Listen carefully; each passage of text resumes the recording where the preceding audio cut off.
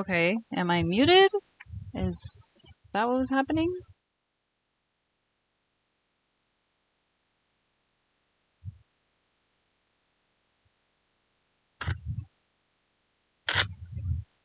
Okay, am I muted?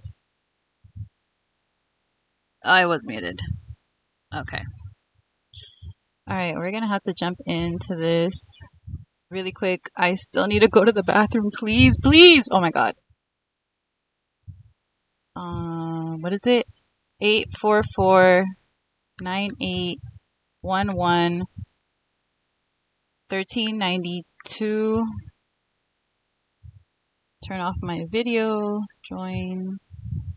Meeting passcode 415728. Join meeting. We have recording in progress.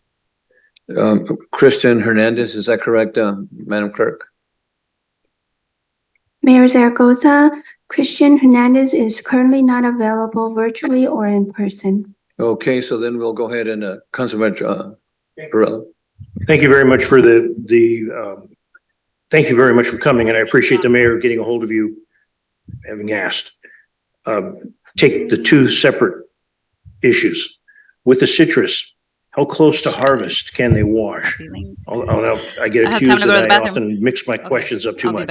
So I'll wait for you to answer that and then I'll come back, because I have several questions. Okay, so are you talking about the pre-harvest treatment? Right. So I'd have to double check, but it's about a week.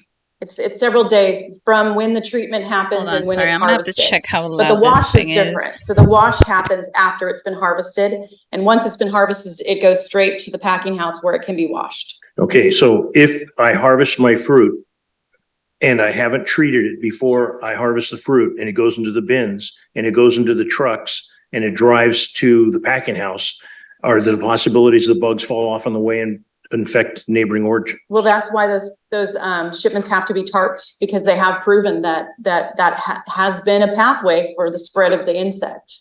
Okay. The second thing, having grown up in the lemon business, okay, I'll be there back. used to be an organization with the county that if you did not take care of your orchard in a commercial manner, basically abandon orchards, right, they would force you to either fumigate the trees or take them out. Okay. That went away a long time ago. Right. I can tell you there's an orchard by Procter and Gamble. There's orchards multiple on South Mountain Road that it appears they're just abandoned and wild. Right. Does the county consider about doing anything about that? So yes, and we would be considering abatements on abandoned orchards, and that is something we do, and we do consider. But there's a few factors that are involved in determining whether it's been abandoned or not. And so, but we when we are made aware of the abandoned orchards or the presumably abandoned orchards, we go out, we investigate, and we can do abatements on those. Okay, thank you. With respect to the bait that is put in the tree, you said to put the bait in the center of the tree. The people that are applying the bait, and I think you said malathion.